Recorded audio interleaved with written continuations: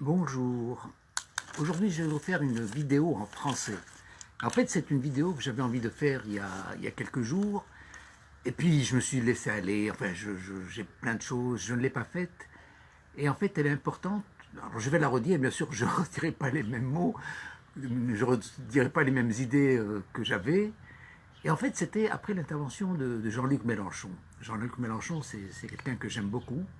C'est quelqu'un qui est présidentiable, c'est quelqu'un de très haute qualité, c'est quelqu'un vraiment de niveau politique pour la conduite de la France, et intellectuellement bien. Et en plus, c'est un homme qui, je veux dire, il n'est pas dans ses vérités absolues. Si jamais il y a des contradictions, il écoute et il est capable d'adapter, de modifier, de changer son point de vue, contrairement à beaucoup de politiciens qui ont des vérités abominables et qui ne bougent pas de là.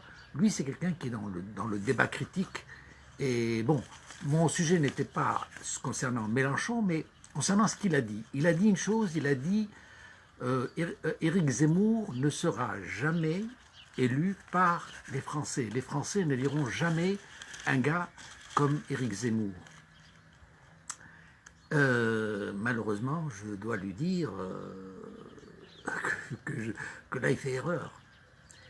Il y a le risque de l'outsider. Et la démocratie a montré, la démocratie populaire a montré qu'on pouvait prendre des décisions. Bon, j'ai écrit un bouquin dans lequel il y avait le risque un chapitre qui concernait le risque de l'outsider. Et lorsque la démocratie fait appel au vote populaire, il y a des risques graves, surtout si les conditions de qualification ne sont pas établies. C'est-à-dire que si des gens ne sont pas qualifiables et qui se présentent aux élections, alors aujourd'hui, normalement, un gars comme Éric Zemmour, qui a plusieurs condamnations, uniquement les condamnations qu'il a eues d'ordre racial, d'ordre raciste, en fait, devraient le disqualifier. Mais non, il est là, je crois qu'il est à 450 signatures, il est très proche des 500, il est très proche des 500. Le seul espoir, c'est qu'il ne soit pas élu, mais je pense qu'il peut avoir ces 50 signatures qui restent, d'autant plus que l'abruti, là, comment il s'appelle, François Bayrou a dit oui, la démocratie suppose que les candidats, qu'on donne sa candidature, enfin qu'on donne sa légalisation à toutes les candidatures pour un esprit démocratique. Non, non, la démocratie n'est pas un danger. La démocratie doit élire le meilleur des meilleurs. Est-ce que les meilleurs sont là ou est-ce que les dénonciateurs sont là? Donc avec Éric Zemmour, c'est vraiment dramatique et le seul espoir, c'est qu'il n'obtienne pas ces 500 signatures, sinon il sera le président de la France. Alors, des mauvais présidents, vous me direz, oh non, on en a eu, hein. Mais je crois que le contexte d'aujourd'hui ne permet pas de mauvaise présidence. Nous avons des enjeux planétaires, nous avons des enjeux vitaux, il y a des situations où on ne peut plus se permettre la guerre, on ne peut plus se permettre la dégradation de l'environnement. Il faut des hommes de qualité, des gens qui soient capables de manier l'appareil d'État, de diriger les peuples, de conduire, d'avoir des objectifs. C'est un métier, la politique est un métier. On ne doit pas sortir des urnes, on doit sortir des écoles, des grandes écoles. Et même pour être candidat, je me demande même s'il ne leur faut pas une formation, d'abord un examen d'aptitude. Est-ce qu'ils sont capables de comprendre les enjeux des sociétés? Et ensuite, une formation pour qu'ils connaissent leur mission. Alors, dire que Éric Zemmour ne sera pas président de la France, ne sera jamais président de la France, en plus avec tant de conviction, c'est une erreur abominable. La Tunisie nous a donné l'exemple, puisque nous avons eu deux outsiders, entre autres, vous vous souvenez, et entre autres quelqu'un de complètement incompétent qui dirige le pays depuis 2 ans, depuis 2 ans, plus de 2 ans maintenant, et qui ignore complètement ses fonctions. C'est dramatique. Donc vous voyez, le risque de l'outsider est possible. Il est possible d'avoir Éric Zemmour comme président. Bon, Éric Zemmour, moi je dirais plutôt Walid Zemmour, hein, parce que vous savez, il fait une fixation sur les prénoms. Mais lui, il n'a pas une tête à s'appeler Eric, hein, il a une tête plutôt à s'appeler Walid. D'ailleurs, il est nord-africain, et pour combattre Éric Zemmour, je dois utiliser son langage. Donc je m'excuse, mais je fais référence entre autres à Michel Houellebecq, encore un Algérien, peut-être qu'il s'appelle Mehdi Oueldebebek ou je ne sais pas trop quoi, qui a écrit un livre, mais en fait dans ce livre il avait parlé de l'éventualité d'un président nord-africain. Et on lui avait fait tout un foin en disant comment osez-vous, on trouvait que c'était un peu raciste, etc. Mais Michel Houellebecq ne s'est pas trompé. Nous avons un Nord-Africain qui sera président de la République française. Seulement, ce n'est pas un Nord-Africain musulman ou tolérant, c'est absolument le contraire. C'est quelqu'un qui est dans la dénonciation, qui est dans la discrimination. C'est un complexé. C'est un complexé. Alors, excusez-moi, excusez-moi, mais je vais utiliser des paroles qui ne m'appartiennent pas. Mais pour combattre un gars raciste, dénonciateur, discriminatoire, comme Éric Zemmour, je dois prendre son langage. Ce gars-là n'est pas français, il n'a rien de français. Son ADN n'est pas français. Il se prétend vandale. Il parle de sa mère qui est blanche, qui serait vandale, et il parle de comme s'il était chrétien aussi. Attends, d'abord il n'a pas les traits de vandale. D'abord les vandales c'est l'Europe du Nord. Il n'a pas du tout les traits, avec ses grandes oreilles, son gros pif et sa taille, etc. Il n'a rien d'un vandale, il n'a aucun trait, donc je m'excuse. Hein. Mais quand ce gars fait de la discrimination contre les Africains et contre les musulmans, alors moi aussi j'ai le droit d'utiliser ses propres théories, parce que ce gars-là est un nostalgique du pétainisme, il excuse les collaborations nazies, etc.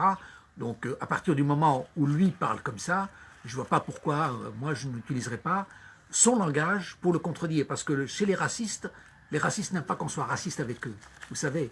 Et Zemmour est un raciste. Mais il tourne ça avec la dérision, il tourne ça avec sa tête, il tourne ça avec son origine. Donc ça passe beaucoup mieux, mais c'est inacceptable. Alors, si lui il se permet, Monsieur Zemmour, vous n'êtes pas un vandale, vous n'avez rien de vandale, vous n'avez aucun sang vandale, et vous prétendez chrétien, alors vous n'avez rien compris au christianisme, mais vous n'êtes pas chrétien. Parce que le christianisme, c'est encore, il y a une idéologie universelle, contrairement au judaïsme, le judaïsme est une relation plus individuelle, plus communautaire, communautariste. Et lui a un comportement communautariste dans un système chrétien. Donc il n'est pas chrétien, il n'a pas compris, il ne sait pas ce que c'est que le chrétien, c'est l'affaire... le christianisme et l'islam ont des points communs sur ce point-là. On vous parle de charité chrétienne, c'est-à-dire faire du bien au nom de Dieu. Et peu importe qui en est bénéficiaire, c'est ça la chrétienté. Et lui, au contraire, il veut défendre une communauté qui aurait pu être la communauté du peuple élu, mais lui, il préfère dire la communauté des Français. Et il est en train d'exclure, et donc il est en train de prendre une idéologie qui n'appartient pas au christianisme, mais c'est pour mieux infiltrer et pour mieux assommer, je ne sais pas comment vous dire. Alors autre chose, Éric Zemmour, il nous ment, il n'arrête pas de mentir. Bon, Éric Zemmour, je vous ai dit, Éric Zemmour, Walid Zemmour plutôt. Je ne vois pas pourquoi je l'appellerais Éric Zemmour. Si lui n'accepte pas les prénoms, alors nous aussi on l'appelle Walid Zemmour. Alors Walid Zemmour, il se prétend avoir été un bon élève. Et personne ne remet en question. Personne ne vérifie ce qu'il dit. Alors, vous savez, quelque part, moi j'ai une proximité avec Éric Zemmour, dans le sens que moi aussi je viens d'Algérie. Je viens aussi d'une famille qui n'était pas dans le monde culturel, et puis on a accédé à la culture. On a été à l'école française, on a accédé à la langue, on a accédé à l'histoire, et personnellement, en tant qu'enfant, j'ai eu beaucoup de passion et de plaisir à lire l'histoire, à connaître la littérature, à faire des études. Et je crois que Éric Zemmour est passé par là. Alors Éric Zemmour prétend avoir été un bon élève. Moi, je ne crois pas. Je ne pense pas qu'il ait été un bon élève. Il faudrait vérifier les notes de son livret scolaire, primaire et secondaire, et on verra que c'est certainement un élève moyen, parce qu'un bon élève a quand même quelque part un côté rationnel, un côté objectif, un côté mesuré, un côté thèse, antithèse. C'est pas quelqu'un qui s'engage profondément dans les choses. C'est quelqu'un de mesuré. Et Walid Zemmour n'est pas quelqu'un de mesuré. C'est quelqu'un qui balance des vérités sans avoir lu. C'est-à-dire que il feuillette un texte, il feuillette un livre, et il en sort ses idées personnelles avec 3-4 mots qu'il a collationnés sur l'ouvrage ou sur les idées. Ceci ne font pas les éléments du bon élève. Un bon élève, c'est quelqu'un qui sait lire entre les lignes, entre la virgule, qui veut prendre des phrases et qui va les analyser, et même après les avoir analysées, il va encore douter, contrairement à Walid Zemmour, qui lui dégage des conclusions très rapides, et le comble, il les fait passer au nom de grands historiens, c'est-à-dire qu'il salit les tombes, et nous on se dit, ah, il fait référence à autrui, il fait référence à des grands savants, donc on le croit sur mesure. Tout ça, c'est de la foutaise. Donc je suis certain qu'Éric Zemmour n'a pas été un bon élève. Il a été un élève certainement moyen, puisqu'il a réussi ses études, mais il lui-même dit qu'il n'a pas réussi le concours de l'ENA, je crois, ou le concours des grandes écoles, et à la suite de laquelle il s'est retourné, il est devenu journalisme. Et même dans son métier de journalisme, il n'a pas fait le métier correctement, puisqu'il est devenu le polémiste. C'est quelqu'un qui, au lieu d'analyser, au lieu de poser des bonnes questions, c'est-à-dire qu'on étudie pour poser des bonnes questions. Et lui, pas du tout. Lui, il a des vérités, et donc il débouche ces vérités tous les matins sur RTL, et il a des vérités toutes crues, donc il pose les questions, il apporte ses propres réponses, donc il n'est plus avec un interlocuteur. C'est lui, il s'interlocute lui-même. Il s'électrocute, il s'interlocute. Enfin bref.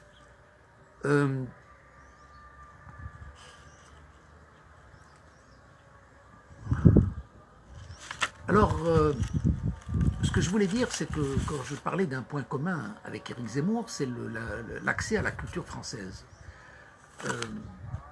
Vous savez, oh là là, je vais devoir couper, je pense.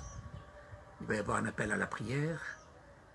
Et ce que je veux vous parler, c'est que la tradition française... Allez, je vais couper, je ne peux pas continuer comme ça. Je reviendrai tout à l'heure. Je referai une deuxième partie, je m'excuse.